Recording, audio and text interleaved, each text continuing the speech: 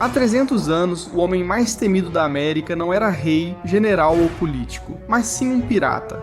Um homem tão temido que nem a marinha mais poderosa pôde derrotá-lo, e cujo estandarte fazia tripulações se renderem. O nome dele era Barba Negra, não era rico nem da realeza. Ele era tão assustador que em menos de 2 anos criou uma reputação que definiu nossa visão atual dos piratas. De atear fogo na barba para assustar inimigos a lendas do corpo sem cabeça nadando, esta é a lenda de Barba Negra. Sente-se, relaxe e bem-vindo ao acampamento de história.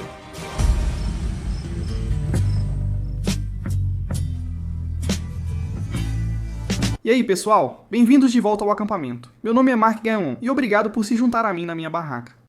Toda semana exploramos as histórias mais interessantes e polêmicas da história. Sim, muita coisa aconteceu neste planeta desde que ele começou a girar, tipo, 2.000 anos atrás. Seja lá o que a Bíblia diz, e eu estou tentando entender tudo isso, certo? Desde o início da humanidade tem acontecido tanta coisa nisso, você sabe, na história. O acampamento é meu espaço para entender o que aconteceu, mas não posso fazer isso sozinho. Preciso de vocês em casa, pessoas maravilhosas. Estou com meu amigo Davi. Como estão? Como você está, cara? E também estou aqui com o Christos Pacabáparos. Calimera, Christos. Calimera, rapazes. Ah, com certeza, cara. Sinceramente, vou deixar essa passar. Galera, hoje vamos falar sobre Barba Negra, um dos piratas mais infames que já navegaram pelos 7 mares. E esse é um mergulho divertido e clássico na história. Você já ouviu falar de Barba Negra? Com certeza. É assim que as mulheres te chamam. Você já ouviu o nome Barba Negra? Sim. Todos conhecem esse cara, mas ninguém sabe nada sobre ele. Antes de começarmos, há algum personagem em Piratas do Caribe inspirado nele? Sim, eu te conto no final. Depois que Christos pesquisar. Não sei, mas acho que deve ter. Tenho certeza que sim. Você já viu? Nunca assistiu aos filmes? Eu li os livros. Tem livros? Eu não lembro. Já assisti Piratas do Caribe, mas não sei qual personagem foi inspirado nele. Vamos descobrir. Então, Christos acabou de fazer uma busca rápida no Google pra gente. Em Piratas do Caribe, o quarto filme lançado em 2011, Capitão Edward Teach, também conhecido como Edward Teach, o que explica a razão de não haver um consenso sobre o nome dele. Ele é o principal vilão do filme de aventura Piratas do Caribe, lançado em 2011. Doente pra caramba. Navegando em águas misteriosas. Não veja esse filme antes de ouvir este episódio e entender tudo sobre Barba Negra. O mais louco sobre o Barba Negra é que ele foi capitão pirata por apenas 2 anos. Mas ele ficou tão famoso nesses 2 anos que as pessoas ainda falam dele 300 anos depois. Ele é meio que o Tekashi 69 da época dele, né? Tipo, uma carreira curta em que ele dominou Nova York. Todos conheciam ele, estava no topo do mundo, mesmo não tendo mais o sucesso de antes. As pessoas ainda o reverenciam como um dos bandidos tatuados mais temidos do país. Meio doido, né? Que foi isso? Falei algo, mas esqueci que não estava no meu microfone. E esse é o Jazz. Enfim. Pra ser sincero, Barba Negra não é o Jordan dos piratas, muitos foram mais bem-sucedidos. Bartolomeu Roberts capturou 400 navios em sua carreira, cerca de 1 a cada 3 dias. Henrique Every realizou o que pode ter sido o maior roubo da história. Ele roubou milhões de dólares em tesouros e depois desapareceu completamente. Ninguém jamais o encontrou.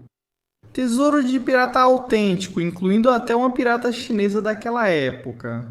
Qingxi era conhecida assim. Seu primeiro nome era Qing. Qingxi comandava 80.000 piratas na China e controlava sua própria marinha. Mas de alguma forma Barba Negra é o que todo mundo conhece. Então, o que o torna tão especial? Eu vou dizer que é o marketing, certo? Tipo, só pelo nome marcante, olha, Qingxi provavelmente é um nome forte. Mas, tipo, sabe, pro público americano é meio difícil. Mas Barba Negra, quero dizer, é tipo um apelido, fica gravado na sua mente. Você sabe exatamente de quem estamos falando. Então, quando olhamos para a vida dele, você está tentando começar bem do início, certo? Bem, é aí que não começa porque a gente realmente não sabe nada sobre ele. Agora, a maioria do que sabemos sobre esse cara vem do livro Uma História Geral dos Piratas, escrito pelo capitão Charles Johnson em 1724. Mas muitos historiadores consideram as histórias deste livro basicamente inventadas. O mais louco é que discutem se o autor desse livro realmente existiu. Charles Johnson pode ser só um nome falso usado por Daniel Defoe. Se você conhece Daniel Defoe, Esse é o autor de Robinson Crusoe. Assim, ele é praticamente nossa única fonte histórica relevante sobre Barba Negra. Barba Negra, de uma perspectiva histórica, pode ter sido escrito pelo mesmo cara que escreveu Robinson Crusoe, e talvez nem seja ele. Ninguém sabe quem escreveu o livro, então esse é o problema. Sabemos que Barba Negra provavelmente nasceu por volta de 1680 em Bristol, Inglaterra. E ele provavelmente, quero dizer sinceramente, poderia ter vindo de qualquer cidade costeira inglesa, mas sabemos que muita da atividade pirata vinha de Bristol. Agora, o que sabemos é que ele usava o nome Eduardo Tit, às vezes também escrito Tat, mas também escrito de várias formas diferentes de Tat, como T-H-A-U-C-C-H-T-H-A-T-C-H. De qualquer forma, ele usava vários nomes falsos, e os piratas, você sabe, faziam isso o tempo todo, historicamente, e muitas vezes os piratas usavam diferentes sobrenomes quando estavam envolvidos em atividades de pirataria, porque não queriam desonrar a família. Engraçado que até os piratas têm um código dos mares. Eles pensam, vamos roubar, saquear e matar, mas não quero envergonhar meu pai. Então, é isso, né? O pirata mais famoso da história, e a gente realmente não sabe nada sobre a juventude dele, e nem sabe direito como chamá-lo, então vamos ficar com Barba Negra. Agora, Bristol, se você não sabe, é uma cidade portuária importante, especificamente naquela época para navios negreiros que cruzavam o Atlântico. Então é muito provável que Barba Negra provavelmente tenha começado a trabalhar em navios quando era muito jovem. Agora, algo interessante, alguns historiadores acham que ele pode realmente ter vindo de uma boa família, e que talvez até tenha recebido uma educação decente. Então é possível que ele fosse realmente alfabetizado, o que teria sido bem estranho para um pirata naquela época, mas na verdade, nem há muitas evidências disso. Isso é apenas conjectura de que historiadores, se for verdade, ele seria muito diferente no mundo dos piratas, já que a maioria era vagabunda e sem educação formal. Agora, o que sabemos sobre Barba Negra é que antes de se tornar oficialmente um pirata, ele trabalhou como corsário durante a Guerra da Rainha Ana. Agora, um corsário é basicamente um pirata legalizado, certo? Tipo, era como pirataria autorizada pelo governo. O trabalho deles basicamente era controlar, você sabe, um navio armado. E eles saíam por aí tentando capturar navios de nações inimigas e roubar tudo o que eles tinham. Como era autorizado pelo governo, era legal e basicamente o que ele fazia na guerra. O corsário se aproximava de um navio inimigo, pegava bens roubados e entregava ao governo. Mas eles podiam ficar, sabe, com uma parte para eles, certo? Um extra, só para molhar o bico um pouco. Se não entregassem, eram enforcados. Assim, a diferença entre piratas e corsários é simples, certo? Porque os piratas atacavam quem queriam e ficavam com tudo o que roubavam.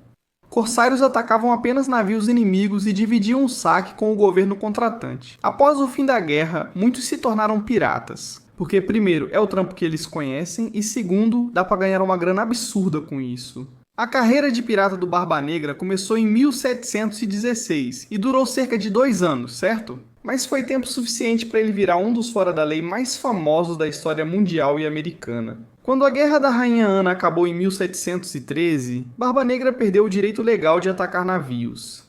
Assim como outros corsários da época, ele virou pirata. Em 1716, ele saiu da Jamaica e foi para a ilha de Nova Providência, que virou o quartel-general dos piratas. Nassau, capital da ilha, foi abandonada após ataques na guerra, então muitos piratas se mudaram para lá. Mesmo assim, eles tinham alguma infraestrutura e prédios. Então era literalmente como encontrar um monte de bases militares vazias e simplesmente, tomar pra si, sabe? Inserir uma opinião polêmica sobre a política atual do Afeganistão. Nassau chegou a abrigar mais de 1000 piratas, sendo provavelmente o lugar mais perigoso do Caribe. Porque, de novo, essas pessoas só estavam atrás de dinheiro. Eles pensavam, vamos ganhar dinheiro do jeito que der. E como resultado, vários piratas diferentes usavam isso, como você sabe, como sua base. E foi aqui que Barba Negra realmente conheceu um homem que o moldaria para se tornar o pirata que conhecemos hoje. Agora, em 1716, Barba Negra se junta à tripulação de um homem chamado Capitão Benjamin Hornigold. Sim, esse é mesmo o nome dele, Hornigold. E era exatamente isso que ele era. Ele também já foi corsário. Hornigold ficou impressionado com suas habilidades de navegação e deu ao Barba Negra o comando de um navio capturado. E era apenas um pequeno barco, o que eles chamam de escuna. É só um barquinho pequeno, com 2 ou 3 mastros. Eu disse escuna, beleza? Agora faz sentido. A música Escuna John B. Achei que você estava fazendo uma piada de vadia. Não. O que é Sloop John B? Você conhece a música do álbum Pet Sounds? Ok, de qualquer forma, eles estão cuidando desses navios e tem um. Ele diz, Barba Negra, pega o barquinho e vê o que consegue fazer. Hornigold tinha uma regra, nunca ataque navios britânicos. Esse era seu único trabalho. Não ataque nenhum navio britânico, porque primeiro, Hornigold ainda se via como um inglês leal. E além disso, se você atacar na marinha britânica, provavelmente vai ser destruído, sabe? Se você pegar um navio deles, logo os britânicos te perseguem. A tripulação, por outro lado, não se importava com isso. Então, depois de cerca de um ano navegando sob o comando do capitão Hornigold, ele e Barba Negra cruzariam o caminho de um dos personagens mais estranhos de toda a história dos piratas, que honestamente, provavelmente deveríamos fazer nosso próprio episódio sobre ele. E o nome dele é Stede Bonnet. Agora, Bonnet não era apenas um velho marinheiro qualquer. Ele não era um criminoso em nenhum, sentido moderno. Ele era um rico fazendeiro em Barbados. Um dia do nada, ele decidiu que estava cansado do casamento, cansado da esposa, e queria aventura. Um pouco de crise de meia-idade. Então, em vez de comprar um Corvette, ele comprou um navio, contratou uma tripulação e se declarou pirata. E ele basicamente não tinha experiência náutica e ainda menos experiência com crimes.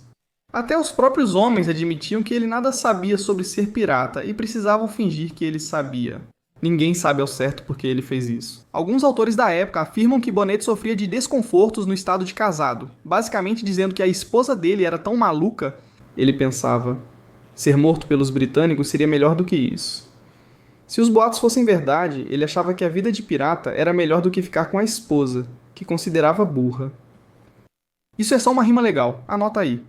No entanto, quando Barba Negra conheceu Bonnet, ele imediatamente percebeu essa situação, certo? Esse homem rico fingia ser pirata, e todos em seu navio o odiavam. Agora, Barba Negra logo viu que Bonnet era inexperiente, e com sua permissão, assumiu o comando do navio. Agora, nesse momento, Hornigold ainda era o mentor de Barba Negra, mas isso estava prestes a mudar porque a tripulação de Hornigold tinha chegado ao seu limite. Navios britânicos carregados de riquezas e tesouros passavam intocados porque Hornigold se recusava a atacá-los. A tripulação, irritada, voltou para tirá-lo do comando. Ele foi literalmente rebaixado e meio que sofreu um motim pelos próprios homens dele. E você sabe, partiu com um navio pequeno, deixando Barba Negra comandando a frota. Mas Hornigold não foi embora, pois o perdão do rei já havia sido emitido. Agora isso é basicamente uma doutrina legal da coroa britânica, basicamente dizendo, se você parar de piratear agora, se você simplesmente deixar tudo para trás, nós não vamos te matar. Agora, alguns capitães viram isso como salvação, outros como armadilha. Já Capitão Hornigold considerou uma oportunidade, foi a New Providence, aceitou o perdão do rei e mudou de lado. Poucos meses depois, ele já trabalhava para os britânicos como caçador de piratas, perseguindo os mesmos homens que antes orientara e com quem navegara. No fim de 1717, era um ótimo momento para a Barba Negra, certo? Ele capturou vários navios mercantes na costa americana, mas agora enfrentaria sua maior batalha. Este era um navio negreiro francês chamado La Concorde. Agora este não era um navio qualquer, era enorme. Estava indo para Martinica. Tinha 16 canhões, 75 tripulantes e 500 pessoas escravizadas. O capitão francês Pierre Dosset disse que eles tinham cerca de 20 libras de pó de ouro, o que valeria, você sabe, centenas de milhares de dólares em dinheiro de hoje. Agora, a viagem para eles tinha sido brutal. Doenças devastaram o navio e dezenas da tripulação morreram. Quero dizer, escorbuto. Era uma situação horrível, então os franceses realmente não conseguiram oferecer muita resistência. Após 2 rodadas de tiros de canhão, o capitão Dosset se rendeu ao Barba Negra. Aqui Barba Negra tomou a decisão que o tornaria famoso. Em vez de afundar o navio francês, ele simplesmente o tomou. Ele literalmente apenas tomou o navio para si e o renomeou como Rainha Ana. Vingança, logo após a guerra em que lutou. Agora vem a parte mais louca. Ele transformou o navio francês em uma das embarcações piratas mais armadas da época. Ele reforçou ainda mais a embarcação, equipando-a com cerca de 40 canhões, tornando-a capaz de enfrentar navios de guerra. Barba Negra usou esse navio para aterrorizar o Caribe e a costa americana. Curiosidade interessante, a maioria dos navios simplesmente se rendia quando via Barba Negra e sua bandeira. Assim ele era assustador, e o navio ficou bem fortificado. Uma história famosa sobre a Rainha Anne vem de Barbados, quando Barba Negra teria enfrentado o His Majesty's Ship Scarborough. Era um navio de guerra britânico com 30 canhões. Capitão Johnson, mencionado no início como autor do livro sobre Barba Negra, afirma que Barba Negra venceu essa batalha. Embora a Marinha, até hoje, nunca tenha realmente confirmado os detalhes. No entanto, se isso realmente aconteceu, significava que Barba Negra literalmente derrotou a Marinha Real Britânica em combate aberto. Na primeira metade de 1718, Barba Negra atingiu seu auge de poder. Ele capturou navio após navio, basicamente sem resistência, e aqui está a parte mais louca. Ele raramente matava alguém durante essas capturas. Barba Negra entendia que parecer aterrorizante era mais eficaz do que realmente ser um assassino. Quero dizer, fisicamente ele era intimidador. Ele era alto, de ombros largos, com a famosa barba preta comprida, e levou essa aparência ainda mais longe. Então ele usava essas tiras de couro cruzadas no peito, cheias de pistolas. Ele tinha 6 delas, presas como John Wick, pois recarregar numa batalha no mar é quase impossível. Ele levou a outro nível. Antes do combate, acendia pavios de cânhamo de queima lenta, trançava-os na barba e os escondia sob o chapéu. Isso era feito para que, ao pisar no convés, a fumaça se enrolasse em sua cabeça, como se tivesse saído do inferno. Então, para os marinheiros que já ouviam mitos e histórias do mar sobre esse cara, eles olhavam para ele e não viam um homem. Viam uma criatura horrível saída do próprio inferno. Agora, outro detalhe estranho é que ele trançava a barba em pequenas Marias Chiquinhas e colocava fitas coloridas nas pontas. E acreditava-se que ele fazia isso para parecer imprevisível e desequilibrado, como um homem selvagem que esteve no mar sem nada a perder. Esse era o objetivo. Agora, outro ponto interessante sobre como Barba Negra controlava sua tripulação. Em um momento, Barba Negra atirou em seu imediato Israel Hands. Agora, ele atirou no joelho dele durante um jogo de cartas, só para basicamente lembrar a todos que ele é o chefe e que ele realmente não se importa nem um pouco com mais ninguém. Quando perguntaram por que fez isso, ele teria dito: se eu não atirar em um de vocês de vez em quando, vão esquecer quem eu sou. Agora, de todas as histórias do Barba Negra, nenhuma é tão famosa quanto o bloqueio de Charleston. Por quase 7 dias, a frota do Barba Negra impediu todos os navios de entrar ou sair do porto. Quero dizer, literalmente, todo mundo que entrava e saía. Navios mercantes, navios de passageiros, qualquer coisa que estivesse se movendo na água, ele queria. No fim da semana, ele já havia apreendido 9 navios, incluindo o Crowley, que levava cidadãos ricos de Charleston para Londres. Barba Negra fez os passageiros de reféns e mandou mensagem ao governador, dizendo, literalmente: atenda às minhas exigências ou enviarei as cabeças deles de volta para você em uma cesta, e queimarei todos os navios que capturei. Aqui começa a estranheza. Ele não pede ouro, armas ou suprimentos. O que ele pediu é meio interessante. Ele solicitou um grande baú de remédios usados por marinheiros para tratar sífilis, escorbuto e outras infecções. O pirata mais temido do mundo literalmente só queria, antibióticos. Então, o Barba Negra enviou um dos reféns, um homem chamado Sr. Marques, junto com 2 piratas para entregar essa exigência em terra. E o governador da época tinha 2 dias para cumprir. Agora, quando esses 2 dias se passaram e ninguém voltou, os reféns do navio de Barba Negra acharam que iam morrer, mas não conheciam Barba Negra de verdade, pois ele não executou ninguém.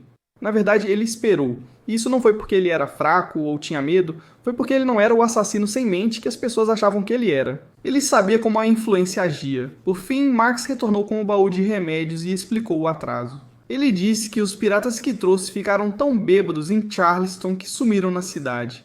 E essa foi de fato a desculpa, aceita por Barba Negra. Ele então libertou todos os reféns, completamente desarmados, e partiu com os objetos de valor deles. Foi o exemplo perfeito da sua estratégia. Assuste todos, seja imprevisível e selvagem, não mate ninguém, e ainda consiga o que quer.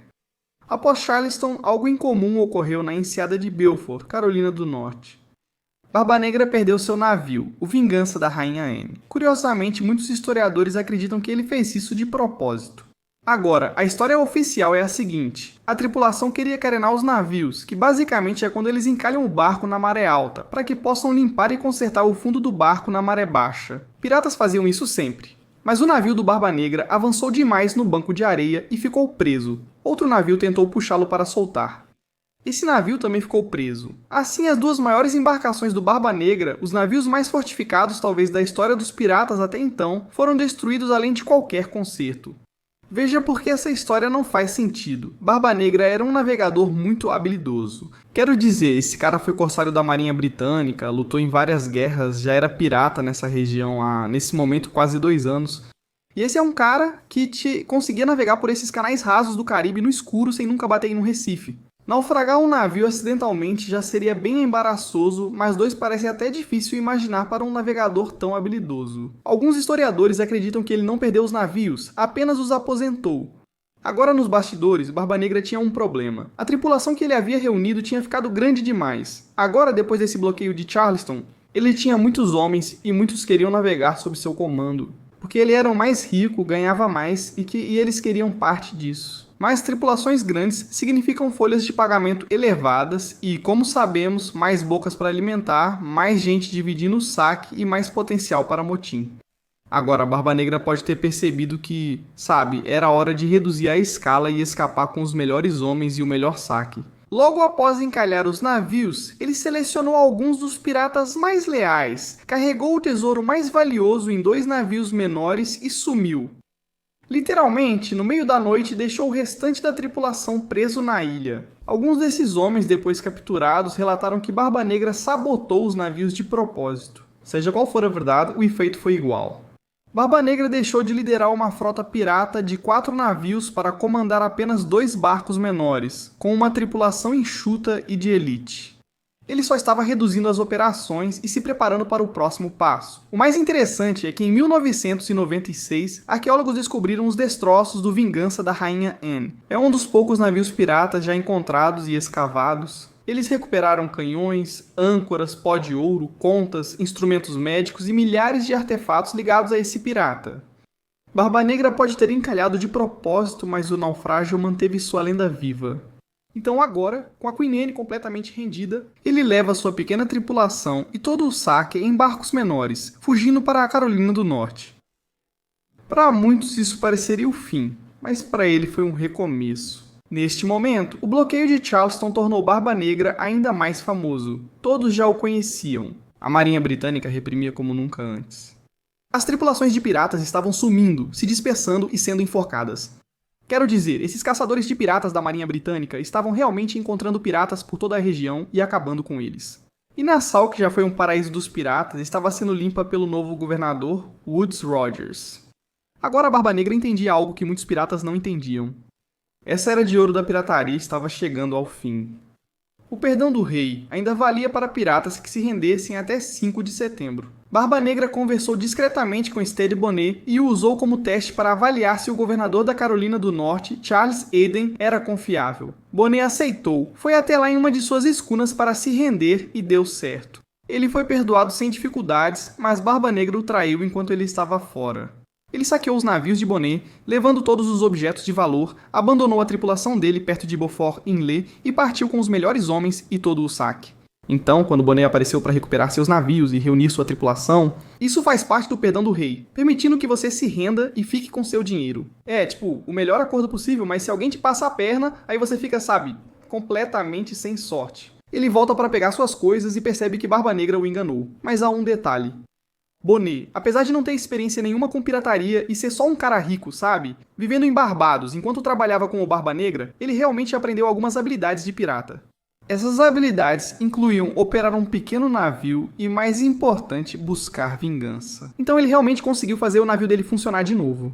Bonnet, o cara rico, decidiu: vou recuperar isso, e saiu atrás do Barba Negra, mas nunca conseguiu. Esse ato fez Bonnet seguir pirateando após receber perdão. Poucas horas antes, ele foi capturado pelas autoridades. E apesar de implorar por misericórdia e até tentar fingir um colapso mental, ele foi enforcado por pirataria. Que loucura, né? Esse cara literalmente pensou: vou me entregar, vou ficar com meu dinheiro. Quando percebeu que foi passado para trás, ele pensou: na verdade, preciso continuar sendo um pirata, para poder pegar o Barba Negra e recuperar o dinheiro que perdi. Nesse momento, os britânicos disseram: acabamos de te perdoar e você voltou ao crime. Agora acabou para você. E o mataram. Barba Negra, por outro lado, estava indo direto para a Carolina do Norte, uma pequena cidade chamada Bath. E esse era o lugar perfeito para simplesmente desaparecer à vista de todos. Barba Negra chegou com seu típico charme de pirata. Ele tinha algum dinheiro, certa influência política e começou a dar festas, distribuir presentes e agir como um homem pronto para mudar de vida. Barba Negra viu a chance de aceitar o perdão do rei, limpar seu nome e seguir atuando nessa zona cinzenta, onde ainda podia piratear enquanto fingia que não. Então ele solicitou formalmente o perdão. O governador Eden aprovou na hora. De repente, Barba Negra passou de ser um dos homens mais procurados do Atlântico, um dos piratas mais perigosos e aterrorizantes de todos os tempos, para estar legalmente livre. Aqui está o detalhe: Barba Negra não estava se aposentando, apenas se reorganizando, certo? Uma vez pirata, sempre pirata. Poucas semanas depois, ele voltou ao mar em barcos menores, saqueando navios como corsário. Agora Eden, o governador e os oficiais de alfândega corruptos carimbavam os papéis e todos recebiam uma parte. Era, literalmente, uma espécie de versão colonial do crime organizado. Ele colaborava com o governador e o sistema político da época para seguir roubando navios. Depois, Barba Negra passou o verão de 1718 vivendo como uma estrela do rock. Ele estava bebendo, navegando, fazendo festas e até contrabandeando com proteção do governo. Os moradores adoravam ele e os comerciantes o toleravam, já que não os prejudicava muito. E enquanto o governador Eden recebesse seu pagamento, ninguém fazia perguntas. Mas o governador da Virgínia, Alexander Spotswood, identificou o esquema. Barba Negra não se aposentou, apenas passou a trabalhar como freelancer para o governo sob proteção do governador. Sua presença ainda desestabilizava toda a costa. Era o pior dos mundos. Assim, Spotswood tomou uma decisão tecnicamente ilegal, mas politicamente necessária. Ele mesmo iria acabar com Barba Negra, apesar de não ter nenhuma jurisdição nas águas da Carolina do Norte. Spotswood contratou secretamente 2 escunas armadas e nomeou o tenente Roberto Maynard para encontrar e eliminar Barba Negra. Em 22 de novembro de 1718, Maynard rastreou Barba Negra até a ilha de Ocracoke, onde o navio Adventure estava ancorado numa enseada rasa. Depois ocorreu uma das lutas corpo a corpo mais brutais da história dos piratas. Barba Negra começou a batalha disparando canhões e mosquetes nos navios de Maynard, causando várias mortes e feridos. O convés da embarcação de Maynard estava coberto de corpos e, de longe, parecia que a luta acabara. Então, achando que havia vencido, Barba Negra embarcou nos navios de Maynard para acabar com todos os sobreviventes, mas era uma armadilha. Antes da batalha, Maynard mandou seus homens se esconderem abaixo do convés, deixando só alguns marinheiros à mostra. Quando Barba Negra e seus piratas subiram esperando uma vitória fácil e rendição geral, os soldados escondidos saíram das escotilhas e os cercaram. Segundo o relatório oficial de Maynard, o confronto final durou só 6 minutos. 6 minutos de facas, pistolas, fumaça e luta corpo a corpo em espaços apertados. E dizem que Barba Negra lutou com uma força insana, chegando a quebrar a espada de Maynard com as próprias mãos.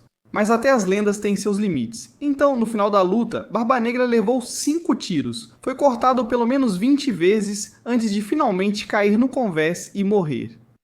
Mesmo após sua morte, sua lenda continuou crescendo. Agora, a lenda diz que Maynard cortou a cabeça de Barba Negra e a pendurou na proa do navio como prova da morte. E então ele jogou o corpo sem cabeça na água. Segundo o folclore local, provavelmente é um mito, mas é bom demais para não citar. O corpo de Barba Negra circulou o navio 3 vezes antes de afundar. Então, mesmo na morte, as pessoas acreditavam que Barba Negra era sobrenatural ou simplesmente, maior do que qualquer humano já foi. Nos 3 séculos seguintes, cidades, marinheiros e contadores de histórias adicionaram detalhes ao mito de Barba Negra, tornando impossível distinguir fato de folclore. De acordo com antigas tradições costeiras, Barba Negra foi casado várias vezes. Algumas das histórias afirmam que ele teve até 14 esposas ao longo de sua vida. Não todas ao mesmo tempo, mas 14 mulheres teriam aceitado casar com o homem mais temido da costa americana. Não é tão difícil de acreditar, certo? Quero dizer, criminosos e você sabe, gangsters, mafiosos, todos eles têm várias esposas e amantes. Mas as histórias locais dizem que sua última esposa era apenas, você sabe, uma jovem, provavelmente com cerca de 16 anos na época em que se casou, apenas alguns meses antes de ele morrer. E não há registros sobreviventes para comprovar isso. Muitos historiadores acreditam que ele se casou com ela para parecer respeitável e se aposentar da pirataria com o perdão do rei. Mas então existe a lenda que se recusa a morrer, a conspiração do tesouro enterrado. Quero ressaltar novamente que não há evidência histórica forte de que Barba Negra realmente enterrou tesouros. Piratas costumavam gastar o saque rápido, mas Barba Negra preferia criar mistério. E dizem os boatos que, antes de sua batalha final, ele disse aos seus homens: só ele e o diabo sabem onde o tesouro estava. Acrescentando que o último sobrevivente deveria ficar com tudo, literalmente, a pessoa que vivesse mais tempo deveria ter direito ao tesouro. E como ele não sobreviveu ao dia, o segredo supostamente morreu com ele. Por mais de 300 anos, caçadores buscaram nas Carolinas a fortuna perdida do Barba Negra. E até hoje ninguém jamais encontrou, o que só mantém o mito ainda mais vivo. Outra lenda diz que a cabeça decepada de Barba Negra virou um copo de prata e foi passada de mão em mão, meio que como um troféu de guerra. Novamente, não há nenhuma prova disso. Como toda boa história de pirata, as pessoas continuam contando porque é irresistível para agora. Uma das lendas mais famosas é um mistério ainda debatido atualmente. Qual era a bandeira de Barba Negra? Existe um desenho que mostra um esqueleto com chifres segurando uma ampulheta e uma lança atravessando um coração, que parecia bem irada, pra ser sincero. Mas a famosa bandeira do esqueleto com chifres de diabo quase certamente não é autêntica. Provavelmente foi inventada em 1912, quase 200 anos depois que Barba Negra morreu. A única descrição real da época do Barba Negra veio de um jornal relatando um ataque de sua frota. Havia 5 navios piratas, 2 com bandeira preta e caveira, 3 com bandeira vermelha sólida. Bandeiras vermelhas normalmente significavam sem piedade. Isso basicamente quer dizer, você sabe, renda-se agora ou todo mundo morre. Barba Negra provavelmente usava a clássica caveira com ossos cruzados, mas nunca saberemos ao certo. Por que Barba Negra é mais famoso que piratas mais bem-sucedidos ou proeminentes? Tudo se resume ao momento certo e à autopromoção brilhante. Mais uma vez, ele é um mestre da guerra psicológica. Ele percebeu que a reputação de um pirata era mais poderosa que os canhões. Sua aparência selvagem e comportamento teatral faziam as pessoas se renderem, salvando vidas dos dois lados e facilitando seu trabalho como pirata. Ele provavelmente foi um dos primeiros a entender o poder do branding pessoal em operações militares. Em segundo lugar, ele morreu exatamente no momento certo. A morte dele ocorreu no fim da Era de Ouro da pirataria, tornando-o um símbolo ou quase um anti-herói daquele período. Morrer em batalha, ao invés de enforcado como outros piratas, o tornou mais heróico e romantizou sua história. Por fim, a história dele reunia tudo o que as pessoas buscam em uma lenda, não é? Tem mistério sobre esse tesouro, tem violência, tem saques, tem, crime, e tem esse final dramático em um tiroteio corpo a corpo. Há 300 anos, escritores ampliam a história, tornando a lenda maior que o próprio homem. Vale acrescentar que isso ocorre no Atlântico, na costa dos Estados Unidos com o governo colonial, acredito. Isso realmente acrescenta a lenda. Isso está impregnado na história americana. E como a maior parte da história que é exportada para o mundo, a história americana é engrandecida. Até hoje, Barba Negra ainda faz parte da paisagem da Carolina do Norte. É possível caminhar pela cidade onde ele viveu, após receber o perdão do rei. Você pode visitar um lugar conhecido como Casa Bonner, que fica no terreno onde acredita-se que Barba Negra tenha ficado. Logo na mesma rua fica a Igreja Episcopal de São Tomás, a mais antiga do estado. Agora, o prédio atual só foi concluído em 1734, 16 anos depois que Barba Negra morreu. Mas a paróquia em si já existia enquanto ele morava em Bath, na Carolina do Norte. E a tradição local diz que ele realmente frequentou os primeiros cultos enquanto você sabe, meio que fingia que sua vida tinha mudado. Se for à costa, pode se hospedar na ilha de Ocracoke, ao lado do buraco de Teach. São as águas onde se acredita que ele teve sua última batalha. Então, 300 anos após sua morte, Barba Negra ainda atrai multidões, ainda gera dinheiro para a Carolina do Norte e continua crescendo como uma lenda. E sinceramente quero dizer, esse talvez seja o final mais apropriado para um pirata de todos os tempos. E senhoras e senhores, essa é a lenda resumida de Barba Negra, o pirata. Quero dizer, é insano, é uma vida doida, né? Dá pra comparar com outras figuras históricas? O primeiro que me vem à cabeça é Rasputin, certo? O monge errante tipo do começo dos anos 1900 na história russa, bem antes da Revolução. Se você olhar para a lenda de Rasputin, ele era esse cara sagrado que viajava por toda a Sibéria e Rússia. E ele tinha esse tipo de aparência meio maluca, meio desleixada, que ele adotava de propósito para dar a si mesmo uma aura mais mística. E ele consegue se aproximar de certa forma do governo da época. Ele fica próximo, do czar Pedro e da czarina. E acho que é Catarina, czarina Catarina. E ele fica próximo deles e, cura o filho deles daquele problema de hemofilia.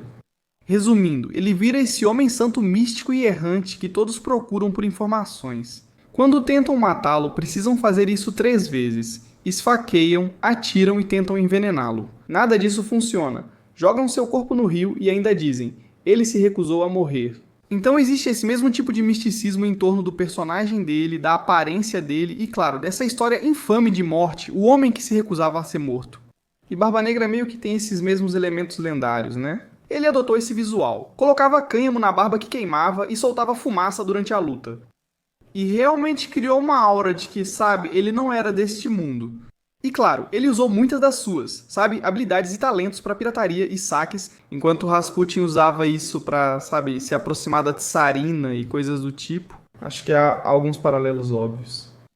Tô pensando, acho que já houve outras pessoas assim na história. Estou tentando pensar, sinto que já existiram outras pessoas assim na história, cujos mitos em torno delas e a aura meio que precedem toda a vibe delas. Jack, o Estripador, é outro exemplo, certo? Ele é complicado, pois tentaram resolver isso na época e descobrir quem ele era. E aparentemente as pessoas acham que realmente descobriram quem era. Essa foi uma história recente, né? É, tipo, relativamente recente. Mas mesmo assim, os dados não são muito bons, porque foi tipo, ok, eles testaram um dos suspeitos de ser o Jack, o Estripador, era esse homem. Eu esqueci o nome dele, mas ele era tipo um imigrante polonês meio maluco que morava em Londres na época. E eles rastrearam o DNA do tataraneto, tataraneto, tataraneto, tataraneto dele. E eles também testaram uma das evidências, um lenço que foi encontrado na cena do crime, de uma das mulheres. Eles testaram e encontraram uma correspondência de DNA. Outros dizem, isso não foi encontrado em Arão Kosminski, era esse o nome, Kosminski, e comentam, na verdade isso não ficou como evidência. Foi passado de mão em mão, levado a exposições itinerantes, vendido em lojas de antiguidades, leilões e afins como peça histórica. Então não era confiável. Além disso, a análise de DNA não diz. O DNA desse lenço era do Jack, o Estripador. Fala só, o DNA no lenço corresponde a alguém da família do Jack, o Estripador. Beleza. O que você sabe já seria o suficiente para dizer. Provavelmente foi ele, mas não é o bastante para afirmar. Foi absolutamente esse cara. Mas eu acho que provavelmente foi o Kaminsky, né? Quando o Barba Negra estava agindo... Barba Negra, basicamente, tipo, 1717 foi, tipo, o auge dele. 1717, 1718. Que época. Seria uma época bem irada, né? Se todo mundo não fosse tão nojento, eu teria adorado ser um pirata. Ser pirata parece legal, mas você seria... Ir pro Caribe. Legal. Vibes. Clima quente. Sim. Roubar coisas. Sim. Quebrar coisas. Ser pirata até seria legal, mas é um trabalho sujo e nojento. Todo mundo... Dentes velhos e podres. Você vai ficar com dentes velhos e podres. Ok, você basicamente virou um pirata agora. Mas não sei se realmente gostaria de ser um. Tipo, claro, tem um lado bom. Acho que eu só... Tipo, eu tenho inveja daquela época em que você podia simplesmente buscar aventura desse jeito. Isso é verdade, sabe? Essa parte é meio que verdade. Hoje em dia, se você tenta ser um criminoso organizado, a lei simplesmente te impede. DNA. Você literalmente tem que roubar joias, tipo, do melhor museu do mundo pra sentir uma emoção. Mesmo assim, você é pego 3 dias depois, sem aqueles 2 anos dizendo o maior roubo. Esse cara rouba museus por aí. Você tem que atirar em um Chief Executive Officer de plano de saúde só pra sentir uma emoção. Só pra sentir alguma coisa uma vez, sabe o que eu quero dizer? É simplesmente loucura. Mas cara, eu não sei. A vida de um pirata é interessante como ela é romantizada, né? Tipo, as pessoas já fizeram essa piada antes, mas é verdade que hoje as crianças se fantasiam de pirata e, tipo, eles literalmente roubavam. Estuprando.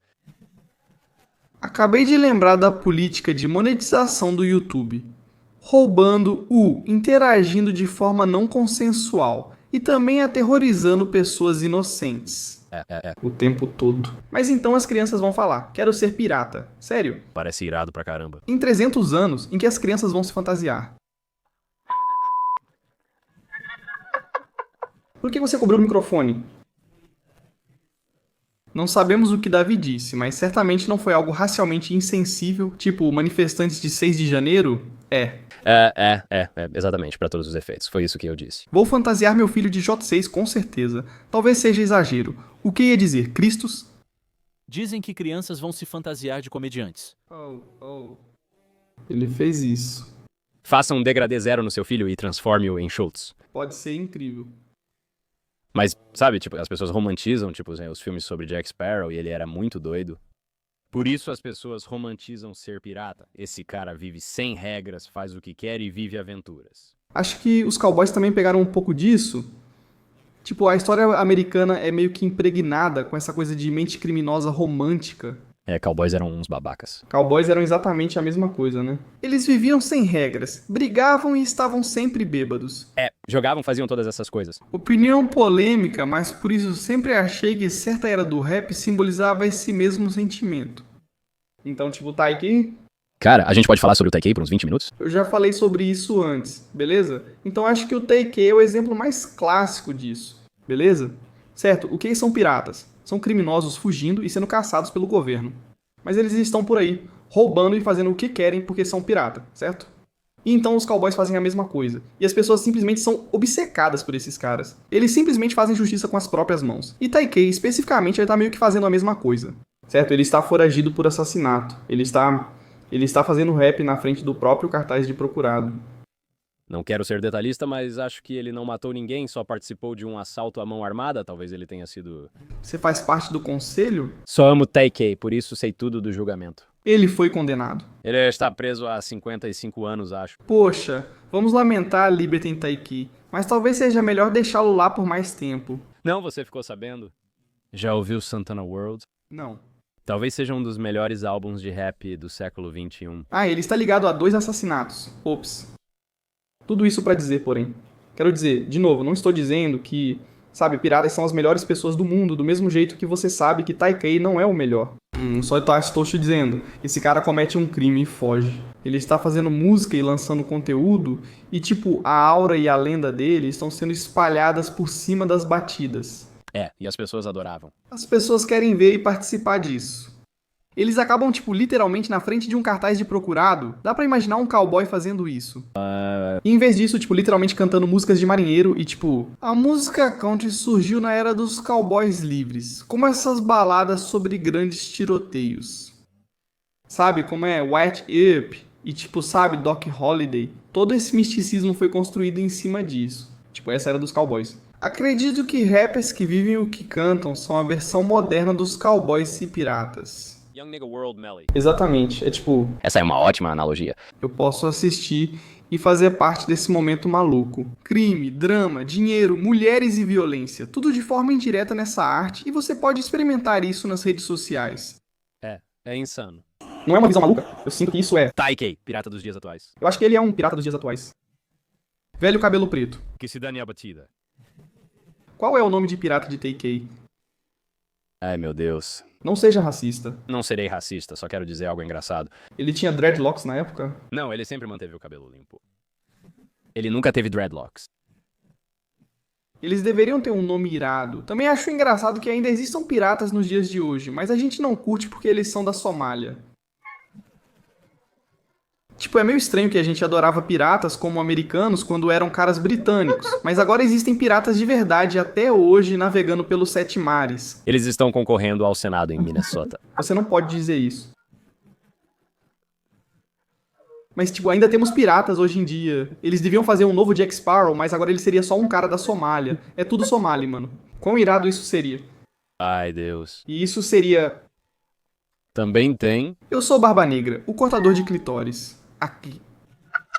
Peguei pesado? Desculpa, Somalis. Foi só uma piada insensível, mas engraçada. Há traficantes e piratas contrabandeando drogas na Arábia Saudita. Eu li esse artigo. Sério? Sim, tipo, basicamente, imigrantes pobres do Egito e norte da África, esses piratas dizem, vamos te dar $3.000. Se você contrabandear $1 milhão em comprimidos para a Arábia Saudita, eles são pegos. A Arábia Saudita pune traficantes de drogas com rigor. Eu posso imaginar. Cortam as cabeças deles. Só pra constar, na América também faz isso? Na verdade, não. Para traficantes de drogas... Por algum motivo, pensei em traficantes. Não, contrabandistas de drogas. O que fazemos com eles? Você pode receber um míssil Hellfire de um pássaro gigante no céu que te explode. Eu sou totalmente a favor de acabar com o tráfico de drogas. Sim, sinceramente, pra todos. Mas a questão é... Mas não aquele que me consegue uma grana todo sábado à noite. Que diabos? Quero dizer, é loucura. Tipo, nós temos coisas modernas. Esse é o lance. Se esses caras aprendessem a soltar um beat... Acredito que eles seriam famosos no mundo todo. Pra onde vai um rapper somali? Isso é a única coisa que falta pra eles. Isso é a única coisa que falta pra eles. Quero dizer, pensa bem. Corridos, literalmente como os mexicanos, músicas sobre chefes de cartel são como canções de piratas famosos, assim como o rap sobre bandidos foragidos. Velhas músicas country do Velho Oeste. É isso que falo, baladas sobre esses tiroteios. Rocky Guaxinim. Rock Guaxinim. Sim. Acho que resolvemos o caso. É uma análise cultural interessante entre piratas e outros criminosos atuais. De qualquer forma, eu agradeço a todos vocês. Se tiver algo que deixei passar sobre Barba Negra ou qualquer outro detalhe que vocês acham importante, se você é um historiador ou um estudioso da lenda do velho Roberto Titti, por favor, deixe um comentário. Leio todos. O comentário mais curtido neste e nos próximos vídeos ganha produtos grátis. Isso mesmo, vamos te enviar um prêmio, tudo certo, nós vamos te encontrar de algum jeito, vamos conseguir seu endereço, provavelmente por e-mail. Mas se isso não funcionar, eu mesmo vou entregar isso no seu apartamento ou casa, certo? Eu vou aparecer à noite e te entregar seu moletom, beleza? No estilo Jack, o Estripador. É, exatamente. Enfim, muito obrigado por acompanharem mais um episódio do Acampamento de História. Vejo vocês no futuro para falar sobre o passado. Muito obrigado e até a próxima.